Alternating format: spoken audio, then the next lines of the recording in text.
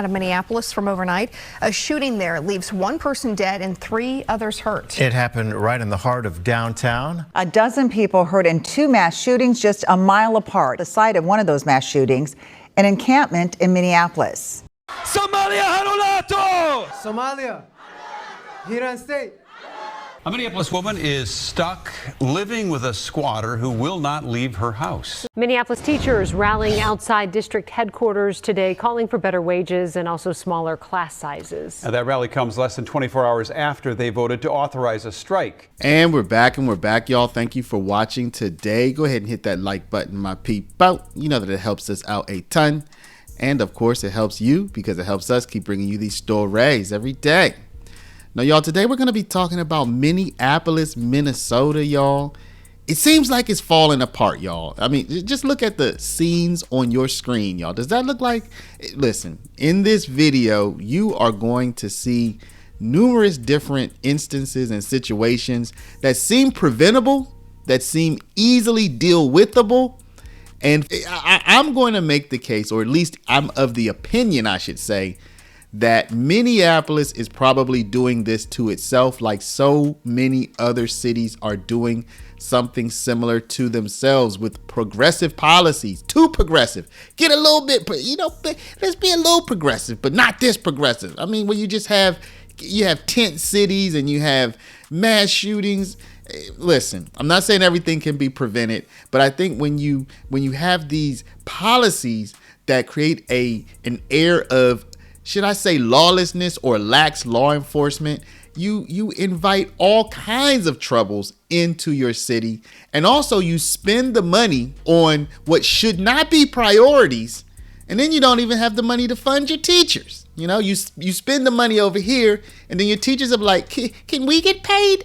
And you're like, oh, we don't have any money. So you're going to see that as well by the end of this video. So we're going to start off showing you a couple of situations, recent situations of mass shootings, y'all, in Minneapolis. Minnesota is one of the best states. I mean, listen, all the United States are great, right?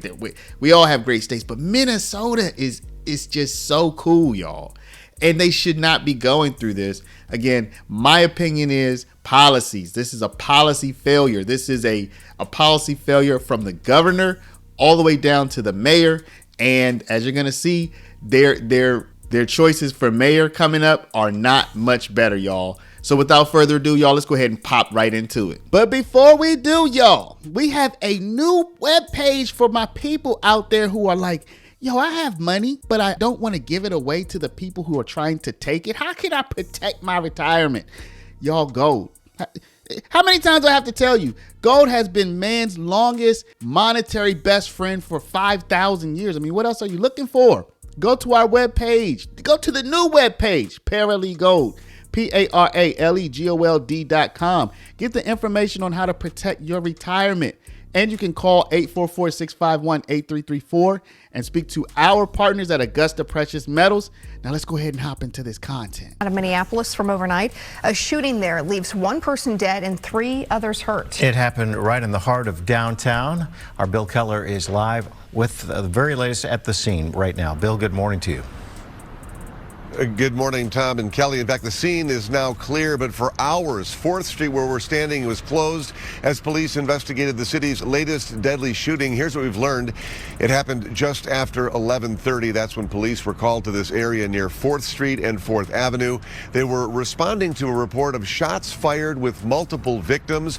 What's unique about this location is that it is right next to City Hall, the Hennepin County Jail, and the federal court building. We're still working to gather information, but Minneapolis police have confirmed that 1 man was killed, 3 others wounded, those victims including 1 man and 2 women. I spoke with witnesses who say they were outside at the time. They tell me they saw a large group of people in front of a club which often hosts music events. They say they thought something was going on last night, and because they didn't actually hear gunfire when they were outside, they think the shooting may have happened inside that bar. Again, details we're looking to confirm with Minneapolis police.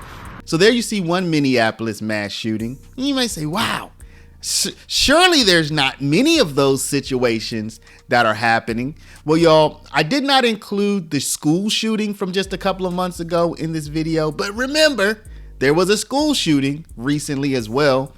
But I am going to include this. The homeless encampment shootings. This is 2 different homeless encampments. 12 people shot within 24 hours, y'all. Do you remember that? A dozen people hurt in 2 mass shootings just a mile apart. And today, video from our chopper shows garbage trucks clearing out the site of one of those mass shootings, an encampment in Minneapolis. New at 6, the man who owns a parking lot says that he might just open up that camp again. Jason Rantala spoke to him, and he joins us now. Hi there, Jason. Yeah, that's right, Amelia. City crews spent the day today clearing this camp. City officials say next steps include getting a court order, hopefully by tomorrow, so they can put up a fence around the area here. As for the 70 or so people that were staying at this encampment, the city says they've provided resources here daily for access to shelter and treatment. The city has also activated an emergency resource center to help those impacted by the shooting and to connect people with resources. The man who owns the lot says he allowed the camp to continue against city orders because he doesn't believe the city is doing enough to address homelessness. I'm not here to fight. Do you understand? This is not a fight with me. This is a humanitarian deal. And I have no idea what the fight is. I mean, I have a right to open the camp again, as far as I'm concerned. It's all frustration. He's doing this, showing off. He's flexing muscles. We'll see what happens. And so this is part of my thesis here, right? The lawlessness, the lax. You allow homeless encampments. Now I get it. This guy says it's private property. I should allow people. You know, I can let people sleep in tents on my property if I want. I get that. So you know, this is a touchy subject for me because I believe in personal property and I believe in the ability to do with your property what you want. But you also can't create a garbage dump on your property and just make the city have to accept it. Because the man who owns that property says that he plans to let people back in once the city leaves. This all started in early July, earlier this summer, when city workers started making daily trips to that encampment. 3 weeks later, the city sent Hamoudi Sabri, he's the landlord, a public nuisance letter telling him to take steps to fix the problems on the property. But the city says he did nothing. The city then sent him 5 citations between July and August before sending him another nuisance letter. And then just last week, the city sued him.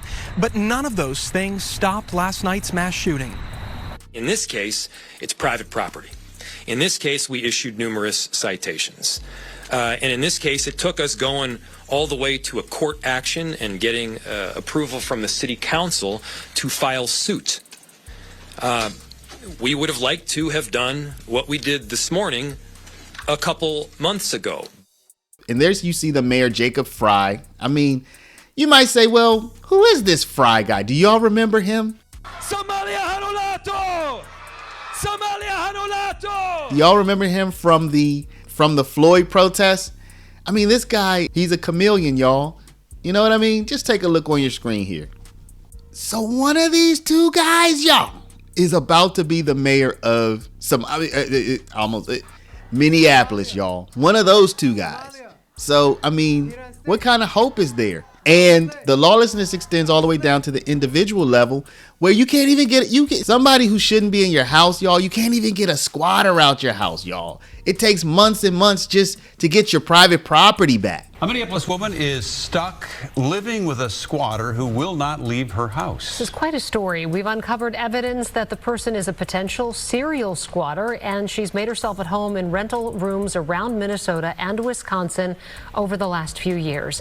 Fox 9's Corn Hoggard is live at the latest place. And Corn, you confronted her today. So what happened?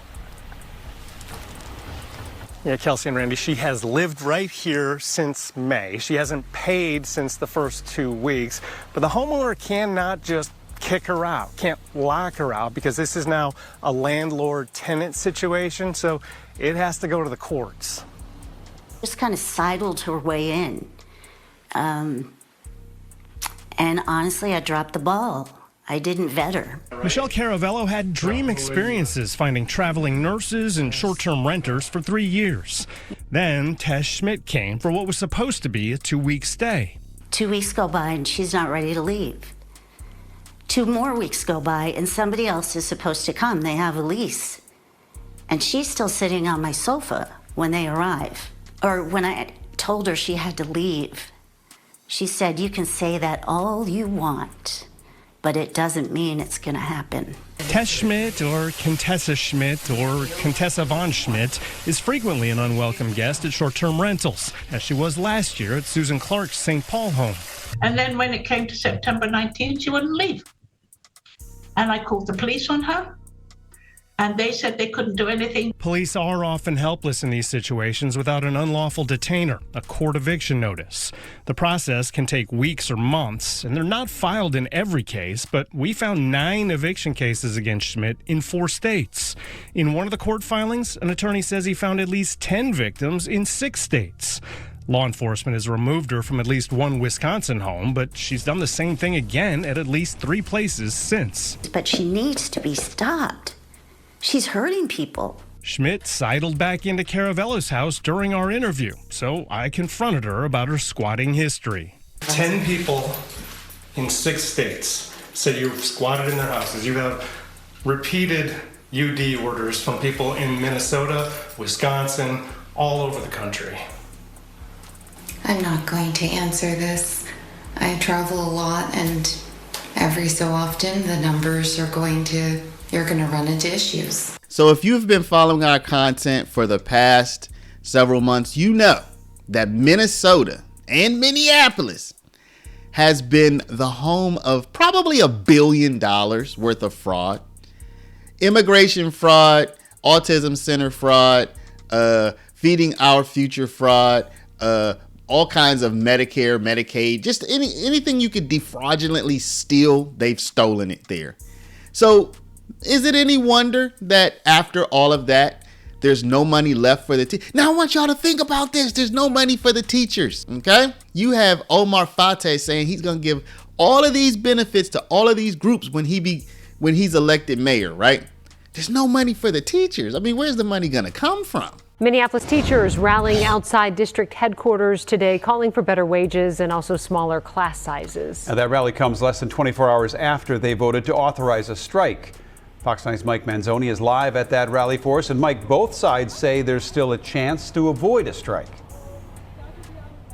And Randy and Kelsey, that is why they have another meeting planned 2 days from now on Thursday, hoping that they can reach a deal before Halloween. They're still rallying out here, though it looks like they're wrapping up. They started about 90 minutes ago or so. Teachers want higher wages, smaller class sizes, and caseload caps for special education staffers, among other requests. Even though the district faces a $75 million budget shortfall, the union says the district can in fact pay for its demands if it prioritizes where it spends its money. We spoke with the lead negotiator for teachers earlier, and she says neither side is giving up. I think we want the families of Minneapolis to know we're here showing up to get the things that they need and to show the district that we've got a powerful, strong union, strong educators behind us ready to go. Well, we are absolutely hoping to avoid a strike. The last thing we want to do is interrupt our students' learning. So we are hoping that on Thursday, we know our team is ready to settle, we know what we want, and we are hoping the district will show up with ready as well. And the district sent us a statement today as well saying, quote, Minneapolis Public Schools understands that the Minneapolis Federation of Educators union members passed a strike vote. However, MFE, that's the union, has not yet filed an intent to strike. The district remains hopeful that a student-centered and fair agreement can be reached and looks forward to the next scheduled bargaining session on Thursday, October 30th.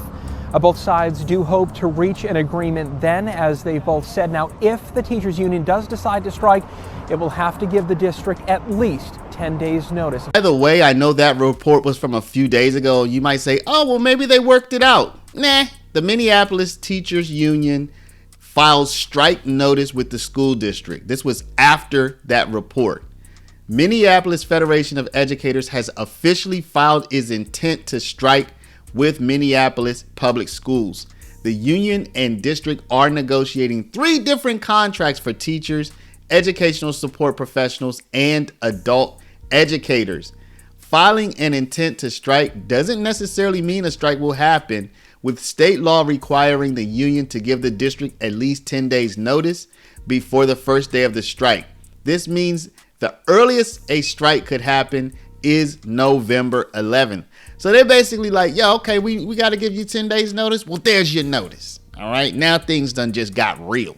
So y'all, it really is a shame to see Minneapolis falling apart like this. I wonder how it feels for the residents there, right? Do they feel this or don't they? Because on some level, they're choosing this, aren't they? I mean, this is their government that's doing it. They have enacted the laws and the policies that lead to these results. You know, I think people are somewhat brainwashed. I think people have gotten to the point where they think that certain ideals are more important than safety, are more important than personal property, where you can, you know, like, this is my house. You can't just stay here without my permission. I don't know, y'all. I mean, I guess if this is the city that they want, this is the city they can have. You know what I mean? I don't live there, so I don't get to decide. But I do want to document this from my perspective, from an outside looking in perspective. It looks like Minneapolis is kind of falling apart. And frankly, this guy, Jacob Fry, he's terrible, but he's probably better than the alternative. Anyway, y'all, let me know what you think. Drop a comment down below. Do you think I'm exaggerating? Do you agree with me? Do you disagree with me? Do you live in the Twin Cities? If you do, drop a comment about how you feel. You can tell me, hey man, I totally disagree, and let me know why. You know, let me know down in the comments, y'all. But before you do, please stop, hit the share button, y'all. You know, sharing this video out helps our channel, and I'm asking you for that because it helps us keep bringing you these great stories every day. Share the video over email, text message, WhatsApp, Facebook, Snapchat, Instagram, all of your favorite social mediums. And if you're not a subscriber, please do subscribe. Y'all, thank you for watching. Love y'all, and we'll see you back in the next one.